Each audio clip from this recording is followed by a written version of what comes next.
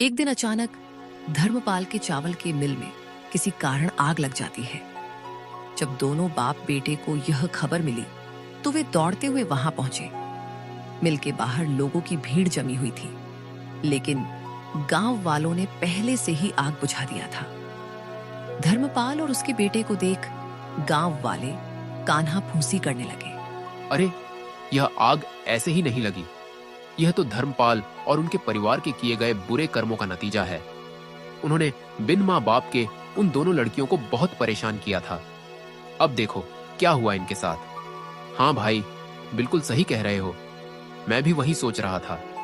भगवान बुरे कर्मों का सजा इंसानों को जरूर देता है। भगवान के घर देर है, लेकिन अंधेर नहीं। गांव वालों की बात सुन के दोनों बाप बेटे गंभीर चिंता में चले गए। ज्योति और मीरा के प्रति उनका जो व्यवहार था, वो सोच के धर्मपाल को बुरा लगने लगा। तभी दूसरे गांव का एक जमींदार आया, जिसके साथ धर्मपाल यह चावल के मिल का व्यापार करता था। अरे ओ धर्मपाल, मिल में तो आग लग गई। मेरे पैसे तो सारे डूब गए। तेरे भरोसे मैंने तेरे जमीन में मिल खुलवाकर व्यापार किया था। अब तो मेरे नुकसान का भरपाई तुझे ही करनी होगी। सेठ जी, पता नहीं यह हादसा कैसे और क्यों हुआ, लेकिन आप निश्चिंत रहें, मैं कुछ ना कुछ करूंगा। आप मुझे थोड़े मोहलत दे दो, बस। अरे कैसी मोहलत, तेरे साथ व्यापार किया, वही तेरे लिए बहुत मदद हो गई। अब मैं तेरे लिए कुछ नहीं करूंगा। मुझे मेरे पैसे वापस कर, और उसके बाद तू अपने रास्ते। सेठ जी, आप ऐसा मत कीजिए। इस मुसीबत के घड़ी पे आप यूं मुंह मत फेरिए। मैं कुछ भी नहीं जानता। मुझे बस मेरे पैसे चाहिए। बहुत मदद कर चुका तुम लोगों की।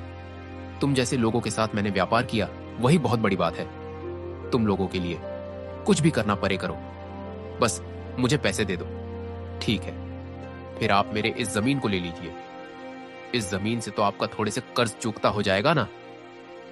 अगर हो जाए तो मैं आपको कल जमीन के कागजात भेज दूंगा, और बाकी के पैसे मैं नहीं दूंगा, क्योंकि आप भी मेरे इस चावल के मिल का हिस्सेदार थे और आपने इससे मुझसे ज्यादा मुनाफा कमाया है।